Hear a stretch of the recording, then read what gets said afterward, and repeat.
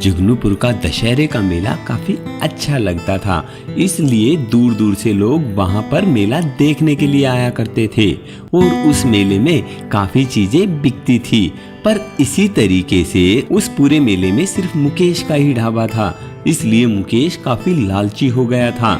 वो अपनी मन मर्जी के तो दाम देता था और लोगों को लाइन में खड़ा रखता था, उन्हें अच्छा खाना भी नहीं खिलाता था और सोचता था यहाँ पर सिर्फ मेरा ढाबा है, यहाँ अगर राजा भी आएगा तो भी लाइन में लग के ही खाना लेगा और मेरी मर्जी से ही खाएगा। मुकेश ऐसे सोचते हुए पूरे मेले में अपनी मनमानी चलाता था। दशहरे की बात है, नितिन भी उस मेले में घूमने के लिए आया था अपनी फैमिली के साथ, अपनी बीवी और बच्चे को लेकर। तो उसके बच्चे ने जिद की, पापा पापा देखो ना, वो बाहर ढाबा है और वहाँ कितनी भीड़ भी लगी है, चलो वहाँ पर कुछ खाते हैं ना। तो नितिन ने सोचा क्यों ना आज बच्चे को बाहर ही खाना खिलाया जाए।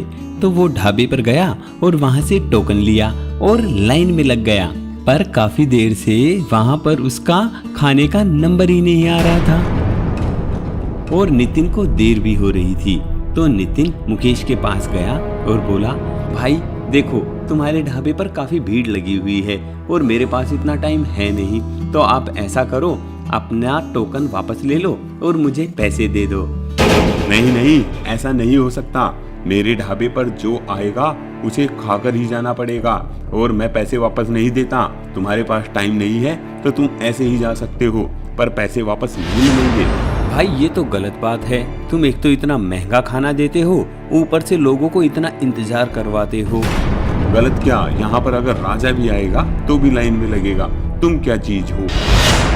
तभी वहाँ पर पास में खड़े एक आदमी ने कहा, अरे कैसे बात कर रहे हो मुकेश, तुम जानते हो ये नितिन है, यहाँ के इंजीनियर साहब हैं जो पास में फ्लैट बन रहे हैं, उन्हें यही बना रहे हैं। चाहे ये कोई भी हो, मुझे इस बात से कोई मतलब नहीं है, पर यहाँ पर अगर खाना खाना है तो लाइन में लग के ही खाना पड़ेगा, नहीं तो निकल जाओ यहाँ से।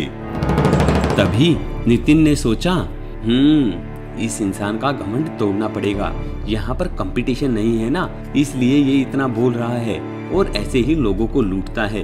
वैसे भी ये 20 रुपए की चीज 100 रुपए में बेचता है, मैं इसे देख लूंगा। ऐसा सोचते हुए नितिन वहां से निकल गया और थोड़ी देर बाद में वहीं मेले में एक अनाउंस करने वाला आया और बोला, सुनो सुनो सुनो, आपके इस मेले में बहुत अच्छा एक बम रेस्टोरेंट बना है, आप उसमें आइए और अपनी मर्जी से खाइए, कोई ज्यादा दाम देने की भी जरूरत नहीं है तुम्हें, जल्दी आइए। सारी भीड़ ने वो सुना और वो उसके साथ में चल पड़ी। तभी वहां पर सामने जाकर देखा एक बम जैसा रेस्टोरेंट वहां बना हुआ है। वो दिखने में एक बड़ा सा सूतली बम लगता था, लोगों को वो बहुत अच्छा लगा।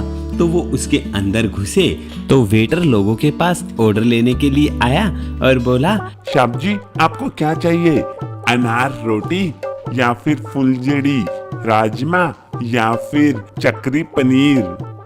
लोगों ने ऐसे ऐसे नाम सुने तो वो बहुत खुश हुए और काफी इंजॉय भी किया। साथ ही उसका टेस्ट भी अच्छा था और रेट भी कम था और उसका मालिक था नितिन। तो नितिन ने एक बम वाला रेस्टोरेंट बनाया अपने नए तरीके से। अब मुकेश के पास भीड़ आनी बंद हो गई तो मुकेश काफी परेशान हुआ।